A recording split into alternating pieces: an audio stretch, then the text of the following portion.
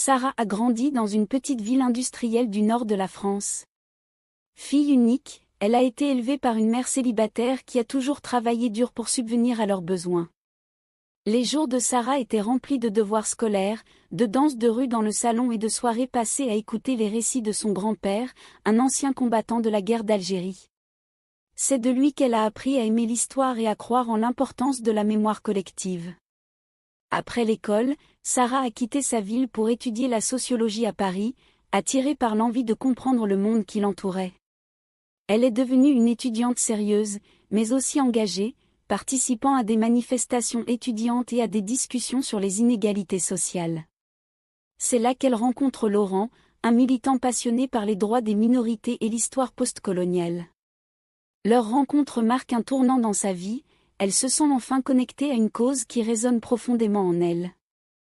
Après l'obtention de son diplôme, Sarah accepte un poste dans une association de défense des droits de l'homme à Paris.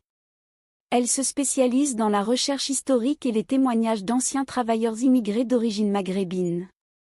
Pour elle, ce travail est une opportunité de rétablir la vérité historique et de donner une voix à ceux qui ont été systématiquement ignorés ou méprisés par l'histoire officielle.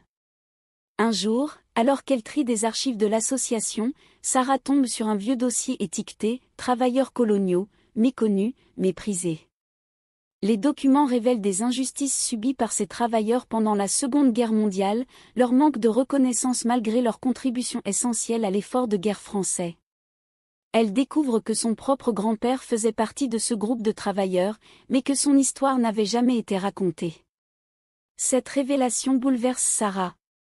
Elle se rend compte que sa propre famille a été partie intégrante de cette histoire oubliée.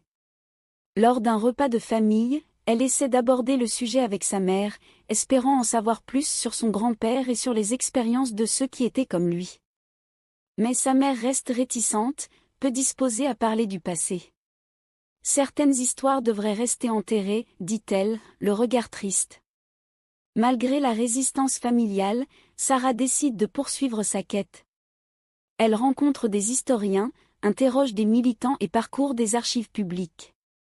Peu à peu, elle reconstitue une partie du passé de son grand-père et de ses camarades de travail.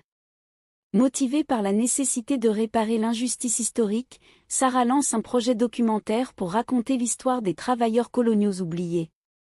Elle interviewe des descendants, visite des musées, assiste à des conférences. Chaque rencontre lui rappelle combien il est important de documenter ces récits pour ne pas oublier. Elle décide également d'écrire un livre sur le sujet, une biographie collective qui documente la vie de son grand-père et de ses pères. Son objectif est de sensibiliser le public à l'histoire de ces travailleurs et d'encourager la reconnaissance de leurs contributions. Le projet documentaire de Sarah ne tarde pas à capter l'attention des médias. Les réactions sont mitigées, certains saluent son travail comme un acte de réhabilitation historique, tandis que d'autres remettent en question la légitimité de cette démarche. Les membres plus âgés de sa famille, gênés par cette exposition publique, se distancient d'elle. Sarah doit faire face à des critiques et à des menaces anonymes, mais elle reste fermement ancrée dans son projet. La sortie du livre suscite un débat dans la presse. Des universitaires, des militants et même des anciens travailleurs viennent à ses conférences pour lui témoigner leur soutien.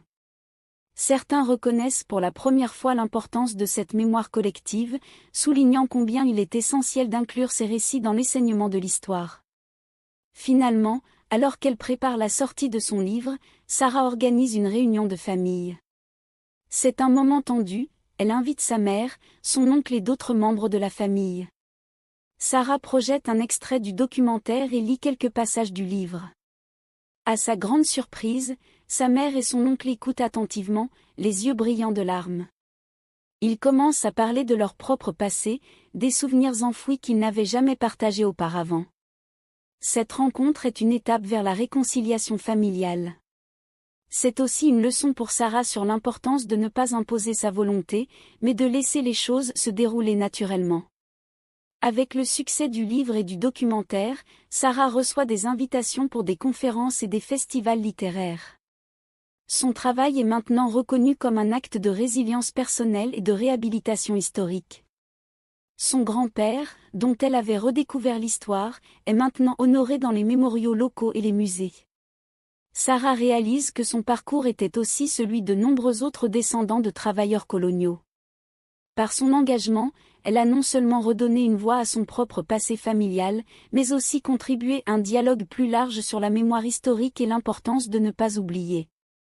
L'histoire de Sarah est celle d'une quête personnelle pour découvrir la vérité, d'un acte de mémoire collective qui unit les générations. Elle montre qu'il n'est jamais trop tard pour réparer les injustices passées et que l'histoire, même celle qui semble oubliée, peut être un puissant levier pour le changement. Sarah a appris que la réconciliation avec le passé est une voie vers la guérison et l'unité familiale.